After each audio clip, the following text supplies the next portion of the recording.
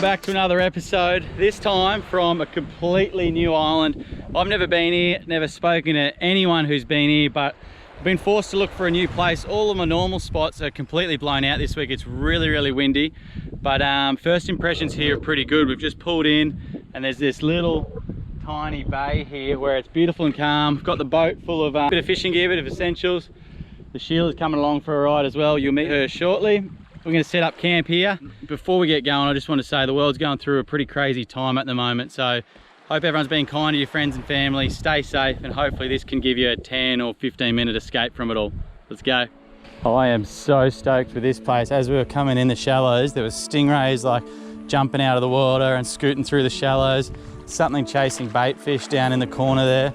There was the fins of blacktip reef sharks coming through, and I deliberately didn't do any research about this place after looking on the charts because I wanted to see it all for the first time. You know, like there's something about going onto a new shore for the first time, not knowing what you're going to see. So yeah, hopefully you guys can live that adventure with me.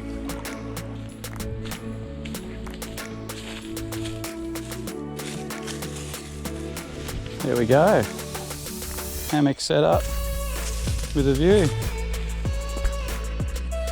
Trust you not, or what?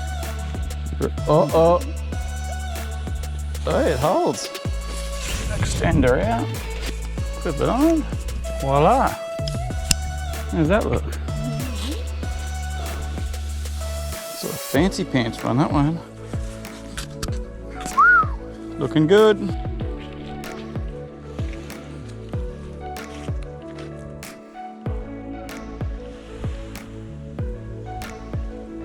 This is the coolest thing ever. This has got to be an old indigenous fish trap. You can't even really see it from the land, but when I had that drone up in the air, you could see it clear as day. And what was happening, all the fish, like the mullet, the bait fish that were trapped, trying to make their way out of the little enclosure. And on the outside, we saw sharks, and there's these bigger predatory fish buffing up, as you can see here in the shallows. So we've got these little mullet lookalike poppers.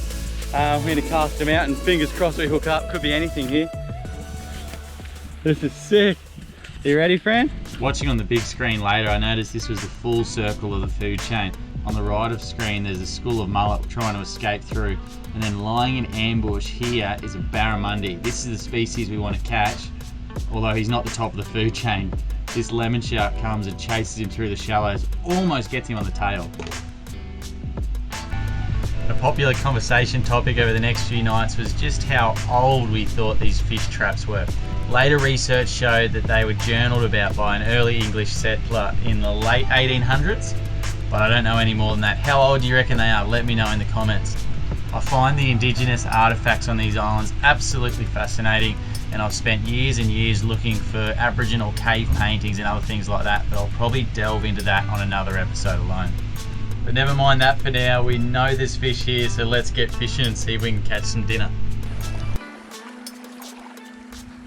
There you go, right in the strike zone.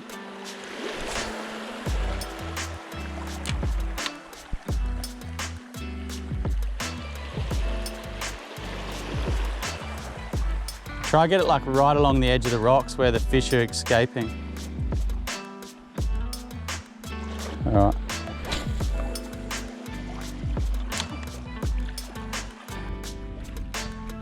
Come on, that looks exactly like what we saw from the drone, little escaping mullet. Oh, there's a shark behind it. There's a shark chasing it.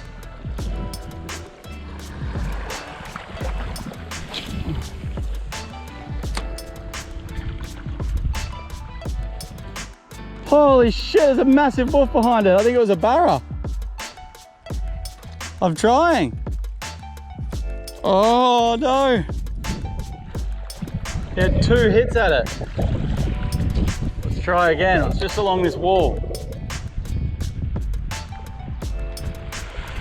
He's literally just waiting in ambush for like this thing to try and escape. We found a little creek. What do you see, Fran? Is it running, hey? Oh, I see there. Are they mullet? Oh, they all mullet. Yeah, perfect. Down there's a mega school of mullet. We're going to go live baiting later, so it could be perfect. you want to make sure there's no crocs in here first? I'll just try like a lucky dip. Yeah. Oh, that was good. Oh, this one is huge. There's some big ones in here, Fran. Holy moly. Look at the size of them. Alright, we'll put them in there. We're gonna fit them in there. Oh, it's a mangrove jack. Oh, poor Jack. Look at the size of him. Oh, geez, he's not happy about it. All right, we'll get him out. Oh, here. No, Oh. you. You're going to turn into a barra. Oh, there he is. Is there another one? Yeah. Cheers.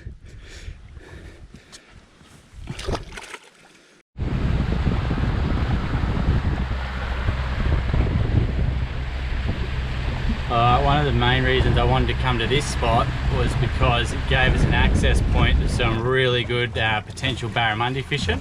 We've been trying to catch a barra for the last week. I've promised Fran a barra and we've come up with nothing. So I've got 3 days here to catch a barramundi. We've just gone and got some really good live bait. So we're gonna go sit at one of these spots with a few liveys out and see if we can hook onto a big one.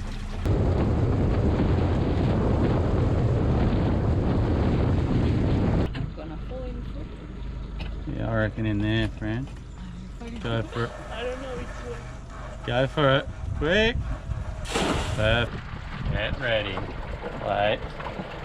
Get set. Go. Perfect. Alright, we've now got our 2 crab pots set, so we'll come back and check them in the morning. Hopefully we've got a feed. And this has got to be one of the coolest spots ever to fish. Behind us here, this mountain range. Looks like something straight from Peru or Lord of the Rings or something. It's honestly incredible. Hopefully I've got a bit of drone battery to fly around there tomorrow. But for now, we've got about an hour to try catch that barramundi.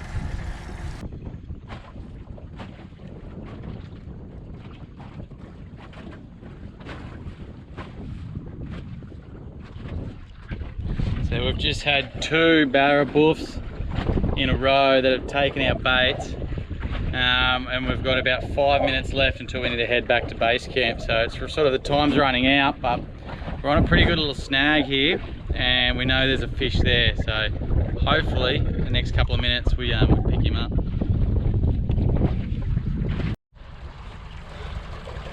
We didn't end up catching that barra, not today anyway, but the amazing thing is this whole system, we haven't seen another boat all day. So I think it's the really crappy weather's keeping everyone away. So we're gonna have this to ourselves for 4 days. And if I don't catch a barra by the 4th day, I'm gonna give up fishing, mark my words. So let's see how we go. Now we've got about a 45-minute run. We're gonna chase the sunset home to our base camp. We'll set up camp there and we'll see you once we get there. Home sweet home. Sweet, I'll give you this and a couple of beers and then I'll anchor it out, please.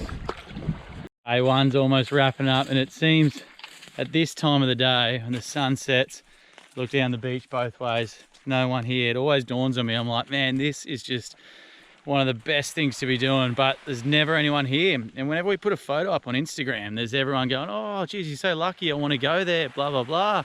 But there doesn't seem to be the correlation of people wanting to go there, according to Instagram, and people actually out here doing it. I mean, check this out, the whole beach to ourselves. And the reason Az and I started the whole B2B thing was we wanted to connect people with the outdoors, with the adventures, and share this kind of stuff. So if you're someone that wants to get out of here and do it all, but unsure how, you don't know what gear you need to take, just give us a message, leave it in the comments down below. Hopefully we can help you out and get more people out doing this, because once you're out here, you'll realize this is living, this is what it's all about. So hope you enjoyed the adventure today. There's plenty more to come tomorrow. Just when you think you've timed the whole day perfectly, you've done your fishing, you got your crab pots in, you've got back, you set up camp, Sheila's got the firewood, got your set line out. Oh, fuck me. And all of a sudden, Sheila reckons, oh, I've got the pillows on board. So now we're out here after the sunset, shark o'clock, croc o'clock, stinger o'clock, risking me balls, quite literally, to get some pillows. Better have a good, oh, things are kicking all around me. You better have a good night's sleep.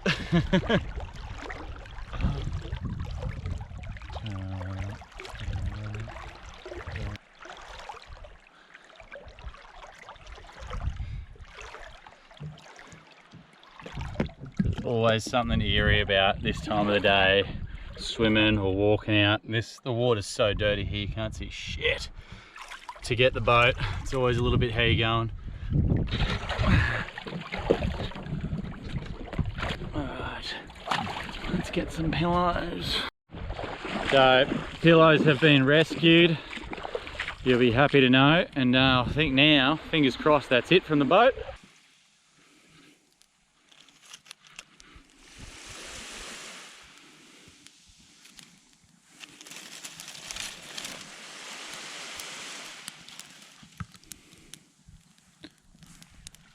There we go.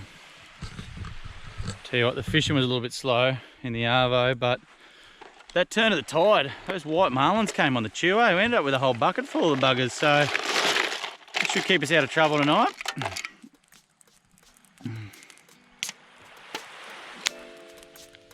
Cheers.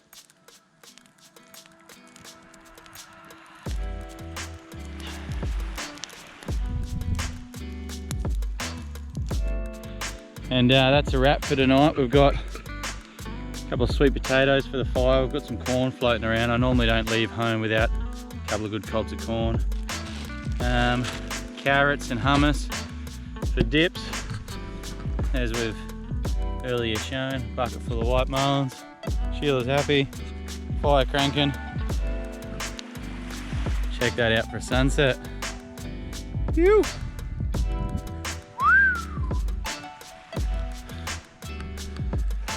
I hope you've enjoyed day one. I'm going to put the camera off now so I can kick back, zone out for a little bit. See you bright and early for day two.